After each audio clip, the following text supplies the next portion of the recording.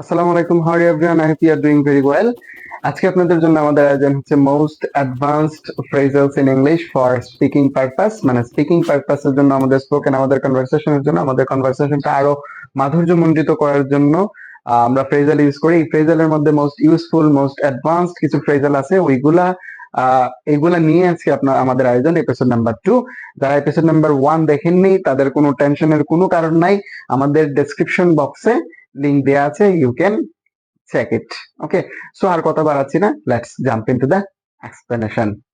So প্রথম যে ফ্রেজটা আমরা নিয়ে আলোচনা করব সেটা হচ্ছে পুট অ্যাওয়ে। পুট অ্যাওয়ে মানে কি? পুট অ্যাওয়ে মানে হচ্ছে যথাস্থানে রাখা। মানে কোনো কিছু আমি যদি একটা স্থান থেকে নেই, ফর এক্সাম্পল আমি যদি এখান থেকে কলমটা নেই, আমি কলমটা আবার যদি যথাস্থানে রেখে দেই, সেটা হচ্ছে put away. Okay, put away my book, put away my book on the table, মানে টেবিল থেকে আমার বইটা যেখান থেকে নিছিলে সেখানেই রেখে দাও। ওকে, তারপরে যে ফ্রেজটা হচ্ছে সেটা হচ্ছে hand out. What is hand out? Hand out মানে হচ্ছে প্রচারপত্র বা এই যে হাত বিলি আছে না, যে কোনো লিফলেট আমরা হাতে হাতে দিই, সেটা হচ্ছে handout. Okay, they published some handouts for the public, মানে তারা কিছু প্রচারপত্র পাবলিকের হাতে হাতে দেওয়ার জন্য প্রকাশ করেছে। ওকে, তারপরে যে ফ্রেজটা সেটা হচ্ছে make up once mind. Make up once mind কি? মেক আপ ওয়ান্স মাইন্ড হচ্ছে ডিসাইড করা, সিদ্ধান্ত নেওয়া। মেক আপ ওয়ান্স মাইন্ড হচ্ছে ডিসাইড করা বা সিদ্ধান্ত নেওয়া। মানে কোনো কিছুর ব্যাপারে যদি আমরা সিদ্ধান্ত নেই, সেটা হচ্ছে মেক আপ ওয়ান্স মাইন্ড। তাহলে এটার এক্সাম্পল যদি আমি দেই, তাহলে কি দিতে পারি? যে he made up his mind for going to Cox's Bazar with us, মানে সে সিদ্ধান্ত নিছে সে আমাদের সাথে কক্সবাজার যাবে।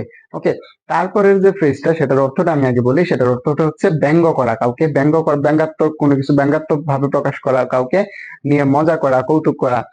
সেটার কি ফ্রেজ আমরা কি কোন ফ্রেজ ইউজ করব? সেটা হচ্ছে মেক ফান। মেক ফান মানে হচ্ছে কৌতুক করা, ব্যঙ্গ করা, মজা করা।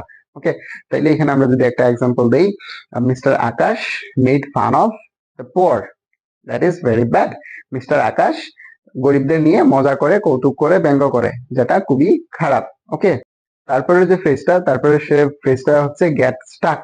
গেট স্টাক মানে কি? গেট স্টাক মানে হচ্ছে কোনো একটা অবস্থায় আটকে যাওয়া। কোনো একটা অবস্থায়, কোনো একটা সিচুয়েশনে যদি আমরা আটকে যাই, সেটা হচ্ছে গেট স্টাক। যেমন আমি যদি একটা এক্সাম্পল দেই, I got stuck in this situation, আমি এই অবস্থায় আটকে গেছি। ঠিক আছে, আচ্ছা। যে ফ্রেজটা সেটা হচ্ছে cough up. What is cough up? Cough up কি কাশি? কাশি দেওয়া না। কফ আপ মানে হচ্ছে এমন কিছুর জন্য টাকা দেওয়া যে জিনিসটা আমার দরকার নাই।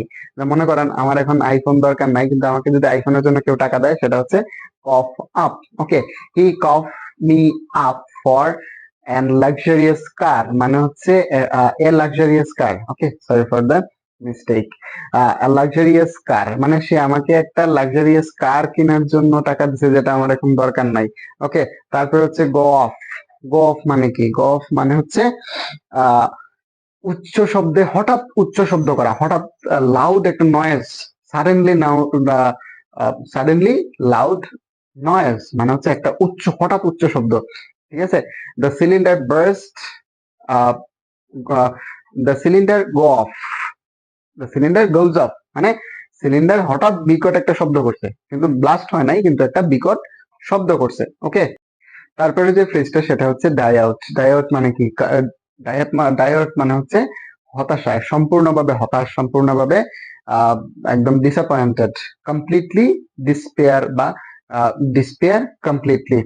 যেমন he died out for money, মানে সে টাকার জন্য একদম হতাশ, টাকার জন্য একদম ভেঙে পড়ছে। ওকে, এরকম সিচুয়েশন অনেকেরই আছে, অনেক ফ্যামিলি আছে যারা অর্থের অভাবে এরকম হতাশাগ্রস্ত হয়ে যায়। ওকে, তারপরে যে ফ্রেজটা সেটা হচ্ছে drop out. Drop out most useful একটা ফ্রেজাল, ফ্রেজাল যেটা আমরা ইউজ করি প্রতিনিয়ত প্রতিনিয়ত। সেটার অর্থটা কি? সেটার অর্থ হচ্ছে ঝরে পড়া। সেটার অর্থটা কি? ঝরে পড়া। সো আমি যদি এখানে একটা এক্সাম্পল দেই, many children from primary level or secondary level dropped out from school, মানে অনেক স্টুডেন্ট প্রাইমারি অথবা সেকেন্ডারি লেভেল থেকে ঝরে পড়ে, তারা কিন্তু আর ফার্দার পড়াটা চালিয়ে যেতে পারে না। ওকে, তারপরে যে ফেজটা, সেই ফেজটা হচ্ছে গেট ওভার। গেট ওভার মানে কি? গেট ওভার মানে হচ্ছে সুস্থ হওয়া, মানে অসুস্থ ছিলেন কেউ, সেখান থেকে সুস্থ হওয়া, সুস্থতা চলে আসা, সেটা হচ্ছে get over.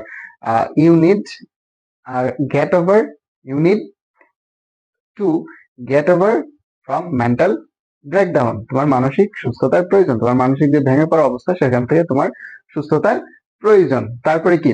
Grow up. Grow up মানে কি? বড় হওয়া। গ্রো আপ মানে হচ্ছে চাইল্ডিশ বিহেভিয়ার থেকে ম্যাচিউর হওয়া, অ্যাডাল্ট হওয়া, বুঝদার হওয়া, মানে কোন সিচুয়েশন বুঝতে পারা, সেটা হচ্ছে কি? Grow up. You are not child anymore, try to grow up. তুমি এখন আর বাচ্চা নও, চেষ্টা করো বড় হওয়ার জন্য, ম্যাচিউর হওয়ার জন্য, সিচুয়েশন বুঝার জন্য। ওকে, তারপরে যে ফ্রেজটা হচ্ছে সেই ফ্রেজটা হচ্ছে লেট আউট। লেট আউট মানে হচ্ছে কাউকে ছুটি দেওয়া, মানে কাজে নিযুক্ত ছিল তাকে ছুটি দেওয়া কোনো কারণবশত। যেমন আমি যদি বলি mister Anis should be let out because his mother is sick, মানে তার মা অসুস্থ, হঠাৎ অসুস্থ হয়ে গেছেন, এই কারণে তাকে ছুটি দেওয়া উচিত। Okay, so that's it. এই ছিল হচ্ছে আজকে আমাদের episode number 2, most advanced phrasals in English for speaking purpose. যারা এপিসোড নাম্বার 1 দেখেন নাই, অ্যাডভান্সড ফ্রেজের এপিসোড নাম্বার 1 দেখেন নাই, তাদের টেনশনের কোনো কারণ নাই, আমাদের লিংক ডেসক্রিপশনে দেওয়া আছে, ইউ ক্যান চেক। সো আজকে এই পর্যন্তই। এপিসোড নাম্বার 3 দেখার আমন্ত্রণ জানিয়ে টাটা, বাই বাই, আল্লাহ হাফেজ।